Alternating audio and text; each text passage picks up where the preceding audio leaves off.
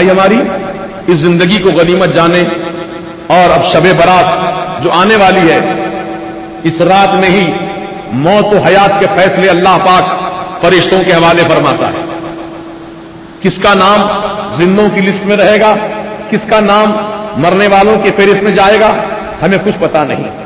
اس لیے جو وقت مل گیا ہے غنیمت جان لو اور کچھ توشہ آخرت کا جمع کر لو۔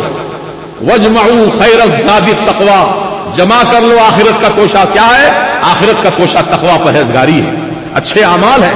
ان برائیوں سے بچو، برے کاموں سے بچو، اچھے عمل کرو، ہمیشہ نیک کام کرو، اچھائی کی طرف رہو، برائیوں سے دور رہو۔ انشاءاللہ اس کا فائدہ قبر میں، حشر میں، ہر جگہ آپ کو اللہ تعالیٰ دکھائے گا۔ تو جو رات آنے والی ہے، اس رات کے آنے سے پہلے کچھ اہم کام ہم کو کرنا ہے۔ وہ کام کیا ہے؟ حقوق اللہ اور حقوق العباد۔ ایک بندے پر اللہ کا حق ہوتا ہے، جیسے نماز ادا کرنا اللہ کا حق ہے ہم پر، روزہ رکھنا اللہ کا حق ہے ہم پر، زکات دینا اللہ کا حق ہے ہم پر، حج کرنا یہ اللہ کا حق ہے ہم پر۔ اس کو کہتے ہیں حقوق اللہ، یہ اللہ کے حقوق ہیں۔ ایک حقوق العباد، بندوں کا حق۔ اب بندوں میں سب سے پہلے کون ہے؟ ماں باپ۔ اللہ رسول کے بعد کون ہے ہمارے؟ ماں باپ۔ ماں باپ کا حق ادا کرو۔ کتنے ایسے نوجوان ہیں جو اپنے ماں باپ کے فرما بردار ہیں، ان کی بات سن کے عمل کرتے ہیں، اور کتنے ایسے ہر دھرم بچے ہیں، ماں چیختی ہے، چلاتی ہے ایسا مت کرو، لیکن بیٹا سننے کو تیار نہیں ہے، وہی کرتا ہے جو چاہتا ہے، نہ ماں کی سنتا نہ باپ کی سنتا، اپنی کرتا ہے۔ تو آپ نے گویا اپنی ماں کا بھی حق مارا، اپنے باپ کا بھی حق مارا۔ تو ماں اور باپ کا حق مارنے والوں کے لیے بڑی سخت سزائیں سنائی گئی ہیں، سخت وعیدیں سنائی گئی ہیں۔ ایک ماں جن کے بیٹے کا انتقال ہو گیا، صحابی ہیں، ماں بھی صحابیہ ہے، حضور کے زمانے کی بات ہے۔ جب ماں کو اطلاع ملی کہ ان کا بیٹا مر گیا ہے، انتقال ہو گیا ہے، تو ماں نے کہا اچھا ہوا مر گیا، اچھا ہوا، میں تو اس سے بہت ناراض تھی، بہت سخت ناراض تھی اس سے، اب جہنم رسید ہو گیا، پرواہ نہیں مجھے کچھ۔ کتنی تکلیف دی ہوگی، کتنا دل دکھایا ہوگا جو ماں کے زبان سے جملے نکل رہے ہیں۔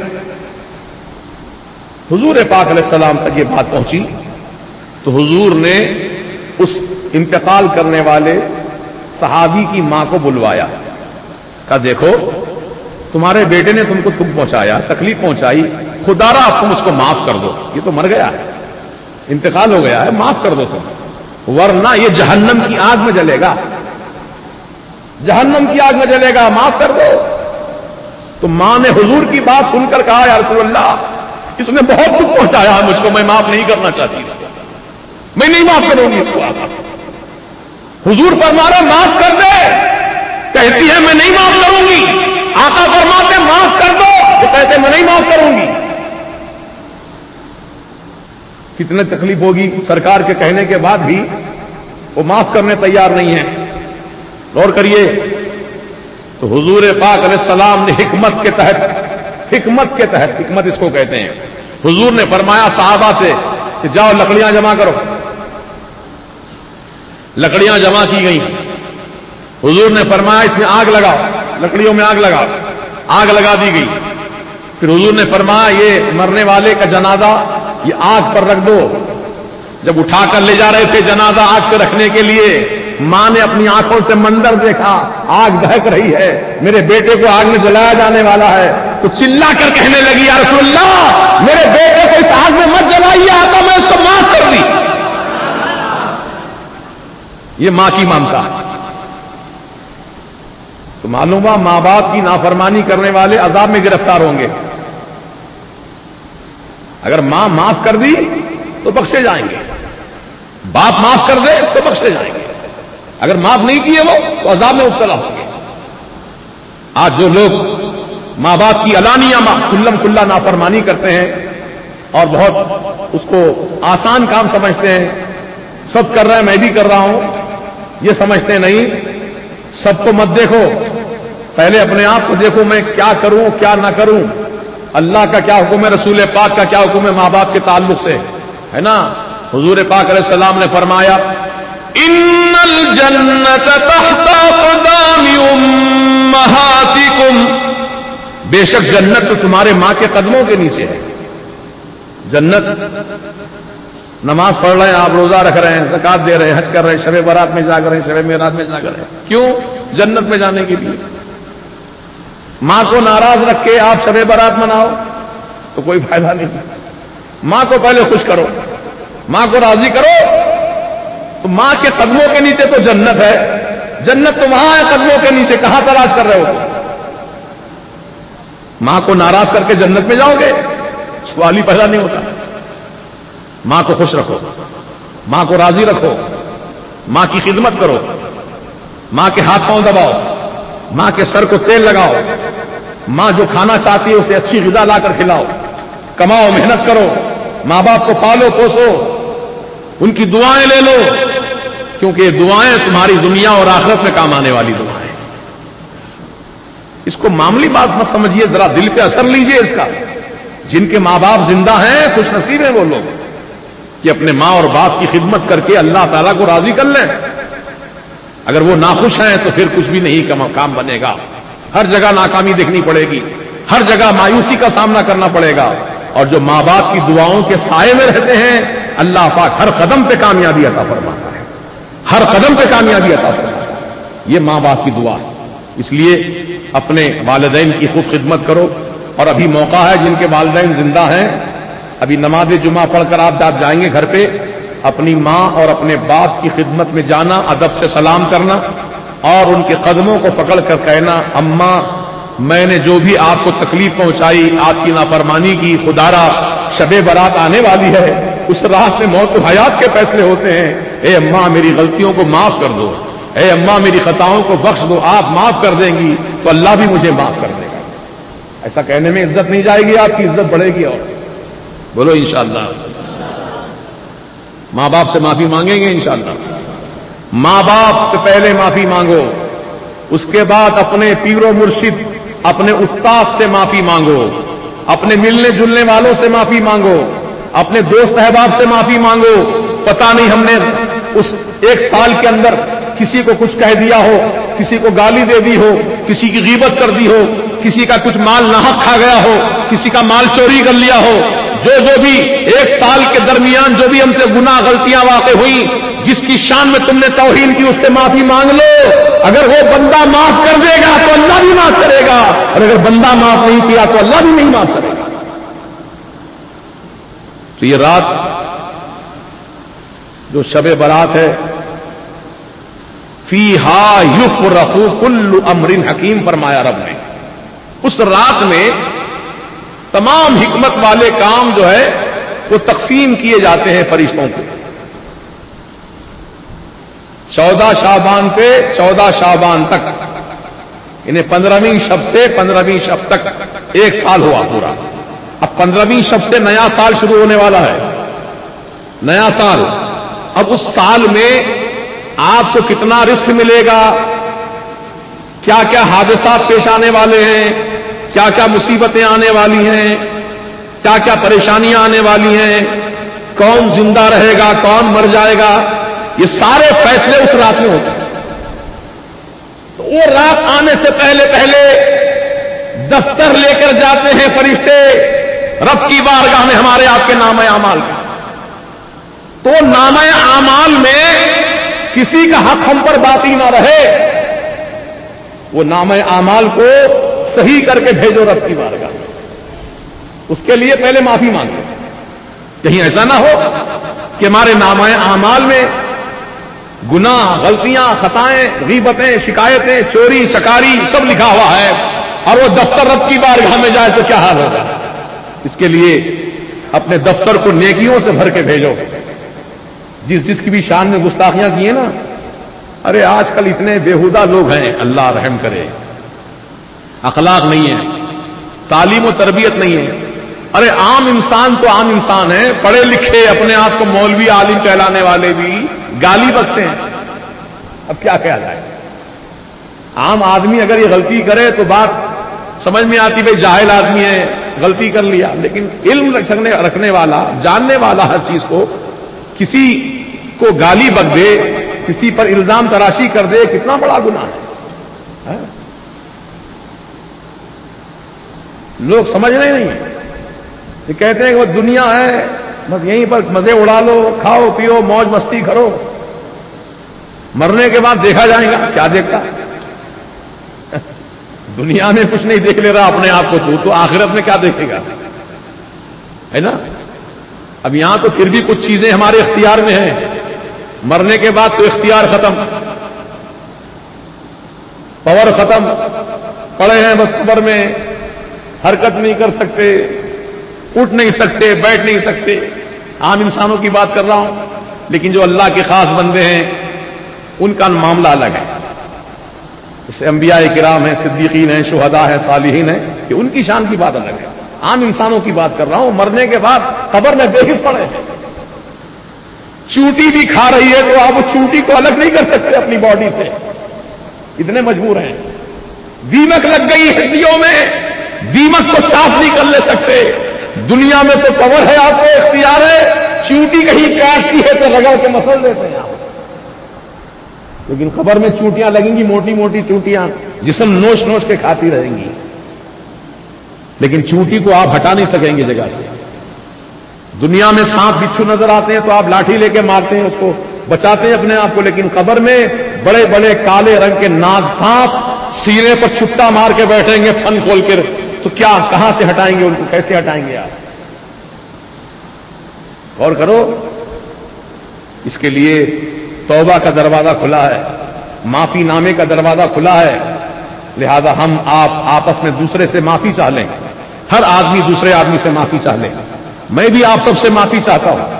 ہو سکتا ہے میری وجہ سے بھی آپ کے دل کو تکلیف ہوئی ہو، میری وجہ سے بھی آپ کے دل کو دکھ پہنچا ہو، یا کوئی بات میں نے آپ کی شان میں کوئی بری بات کہہ دی ہو، تو جو بھی مجھ سے آپ کو تکلیف ہوئی، خدا را مجھے آپ معاف کر دینا. میں آپ سب سے معافی چاہتا ہوں. معاف کیے یا نہیں کرے؟ بولو جی. کر دیے معاف؟ کرے نا، زبان سے بولو. معاف کر دیا ہم نے آپ کو، یوں کہو الحمدللہ. بہت خوشی کی بات ہے کہ آپ نے میری خطاؤں کو معاف کر دیا. اللہ پاک آپ سب کو جزائے خیر دے، بہترین صلہ عطا فرمائے دونوں جہاں میں. اب جس طریقے سے میں نے آپ سے معافی مانگی، آپ بھی اپنے ملنے جلنے والوں سے، دوست احباب سے، رشتہ داروں سے، اپنے خاندان کے لوگوں سے جو سنی ہے ان سے، وہابیوں سے نہیں. سنی سے ہی معافی مانگے گا، وہابی سے نہیں. سمجھ نہیں گا تو معافی مانگ لے. اس شب برات سے پہلے تو ہمارا دفتر جب جائے گا رب کی بارگاہ ہمیں، تو ایک دوسرے کو معاف کر کے اپنے گناہ بخشوا لیے رب سے، ہمارا دفتر صاف پاک ہو کر رب کی بارگاہ میں جائے گا انشاءاللہ. تو یہ فقیر کی تمنا ہے کہ ہم جیسے واٹس ایپ کے ذریعے یا میسج کے ذریعے ہم ایک دوسرے کو پیغام بھیجتے ہیں نا، یہ بھی پیغام بھیجیے. میں آپ سے شب برات کے اس مبارک موقع پر معافی چاہتا ہوں، خدا را مجھے معاف کر دیں. کم از کم ملاقات نہیں ہو سکتی تو میسج تو دے سکتے ہیں، فون پہ گفتگو تو کر سکتے ہیں، اسنا تو کر سکتے ہیں نا، ہمارے بس کی بات ہے. انشاءاللہ اس طریقے سے ہم ایک دوسرے سے معافی مانگنے والے بن جائیں گے تو اللہ پاک بھی ہمارے گناہوں کو، خطاؤں کو معاف فرما دے گا. ان اللہ یحب التوابین، بے شک اللہ تعالیٰ توبہ کرنے والوں سے محبت فرماتا ہے، پسند فرماتا ہے. لہذا اللہ کی پسند کے مطابق ہم اپنے گناہوں سے توبہ کر لیں اور ایک دوسرے سے معافی طلب کر لیں. انشاءاللہ اس کا بھرپور ثواب اور اجر مرنے کے بعد معلوم ہوگا کہ واقعی ہم نے دنیا میں جو دل بڑا کر کے معافی مانگ لی تھی، آج ہم سکون اور راحت کے ساتھ ہیں الحمدللہ. اگر کسی کا ایک ذرہ بھی باقی ہے، جب تک وہ ذرہ لا کر نہیں دیں گے اس وقت تک معافی نہیں ملنے والی ہے. وَمَن يَعْمَلْ مِثْقَالَ ذَرَّةٍ خَيْرًا يَرَهُ وَمَن يَعْمَلْ مِثْقَالَ ذَرَّةٍ شَرًّا يَرَهُ. ذرہ برابر بھی نیکی کرے ہیں تو ذرہ برابر نیکی کا صلہ بھی اللہ تعالیٰ عطا فرمائے گا، اور ذرہ برابر برا کام کیا ہے تو اللہ پاک ذرہ برابر برائی کا بدلہ بھی اس کو دکھائے گا. دونوں چیزوں کا حساب ہے، نیکی کا بھی بدی کا بھی. لہذا وہ رات جو آنے والی ہے اس مبارک رات سے ہم بھرپور فائدہ اٹھائیں انشاءاللہ، اور اپنی زندگی کو پاک صاف کر لیں، اپنی زندگی کو گناہوں سے پاک صاف کر لیں.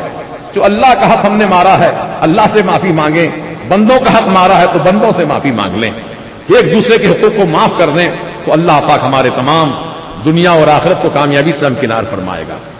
اور شب برات میں اور جو کام کرنے ہیں وہ یہ ہیں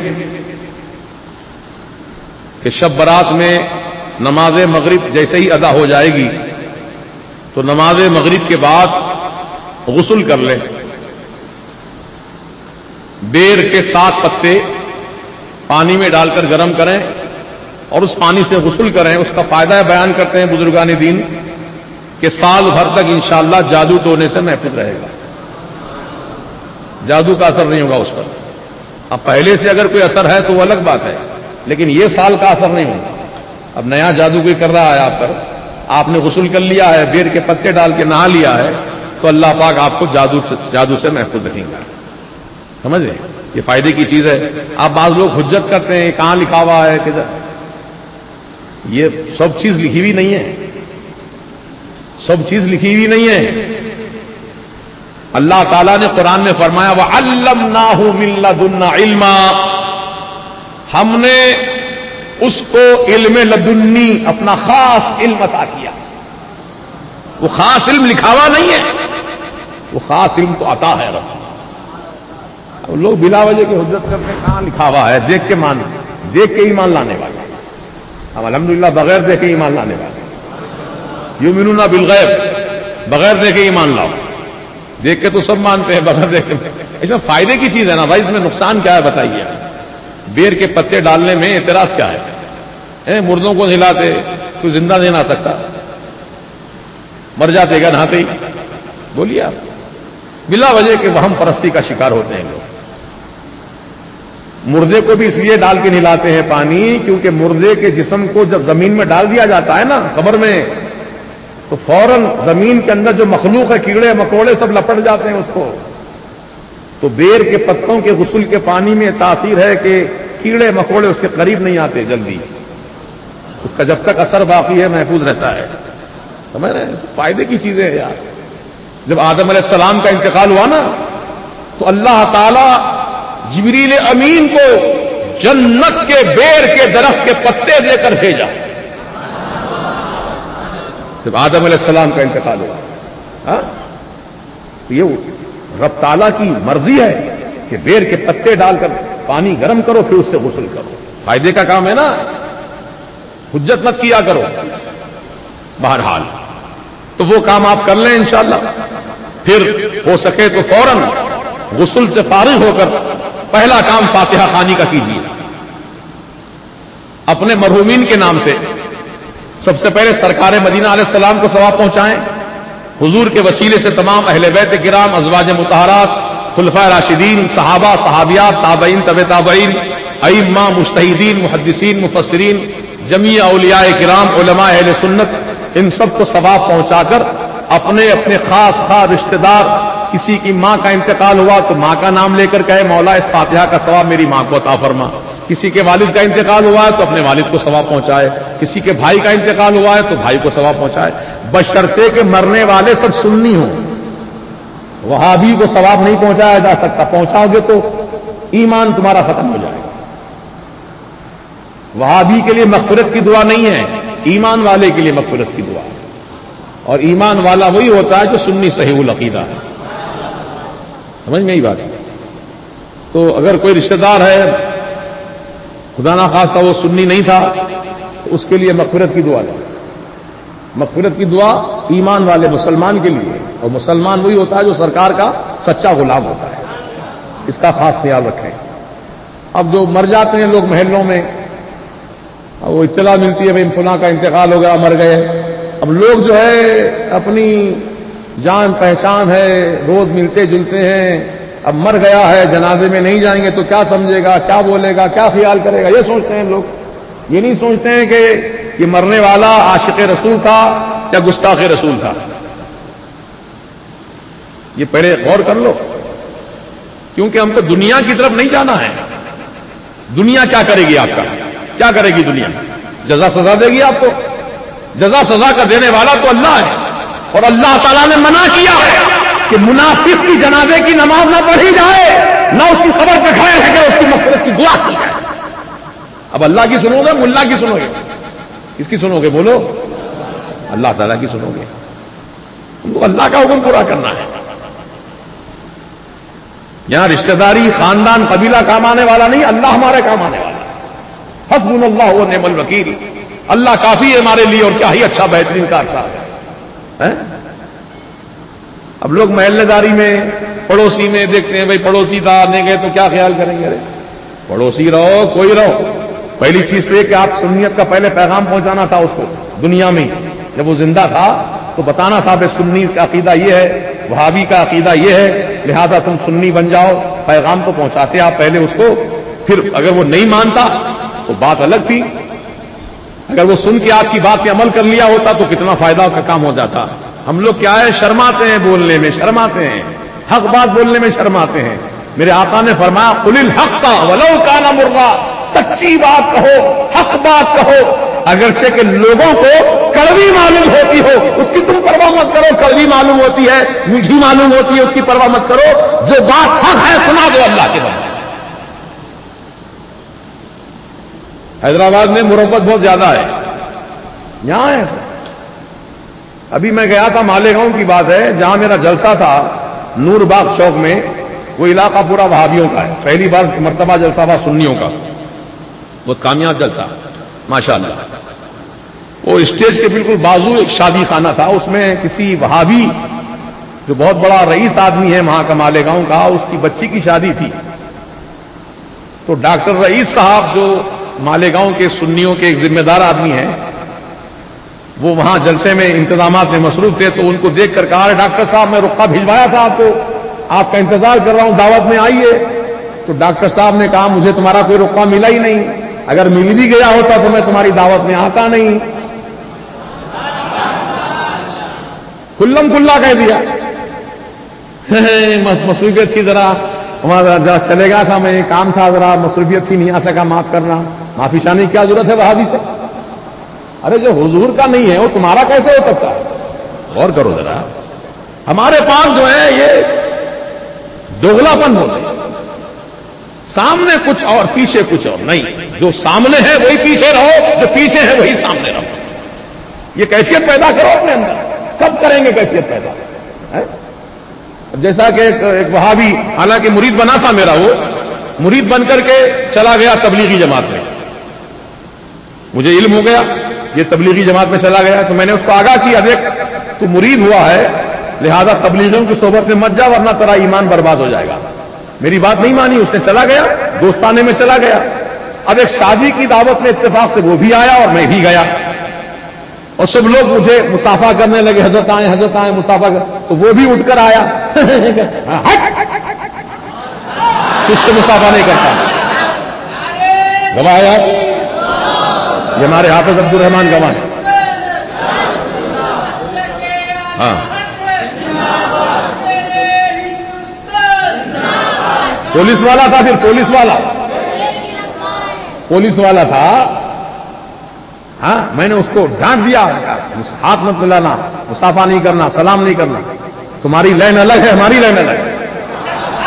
کیا مطلب تم کو ہمارے سے کیوں سلام کرتے ہو؟ میں ہاں، بہرحال بولنے کا مطلب یہ کہ آدمی میں جرأت ہونی چاہیے، ہمت ہونی چاہیے، اور اللہ پر یقین رکھو، اللہ کارساز ہے. کسی بندے کو دیکھ کر اپنا بیان نہیں بدلو، جو بات حق والی ہے بولو. اللہ تعالی ہمیں توفیق رفیق عطا فرمائے، صراط مستقیم پر قائم رکھے. محترم دوستو، دوستی رشتہ داری اسی کے ساتھ رہے گی جو ایمان والے ہیں، اس کا خیال رکھیے آپ لوگ. اور ایمان والوں ہی کے لیے ایصال ثواب بھی کرنا ہے، مغفرت کی دعا بھی کرنا ہے. جو آپ کے مسلمان رشتہ دار انتقال کر گئے ان کے لیے شب برات میں فاتحہ کیجئے، ان کے نام سے ایصال ثواب کریے، بہت ثواب کا کام ہے۔ اب عام طور سے حیدرآباد میں اس دن روٹی اور حلوہ بنتا ہے گھروں میں، روٹی حلوہ، تو یہ وہابیوں کو بڑی تکلیف ہوتی ہے، یہ ان کے پیٹ میں درد ہوتا ہے، کھاتے ہم لوگ کے پیٹ میں درد ان کے ہوتا ہے، بڑی عجیب بات ہے نا۔ یہ کہتے ہیں حلوہ، حلوہ کیوں بناتے ہو؟ یہ حلوہ، ارے حلوے سے تم کو چڑ ہے تو کوا پکائے، کیا پکائے؟ تمہارے مولانا رشید احمد گنگوہی نے کہا، پوچھا کسی نے مسئلہ، حضرت کوا کھانا کیسا ہے؟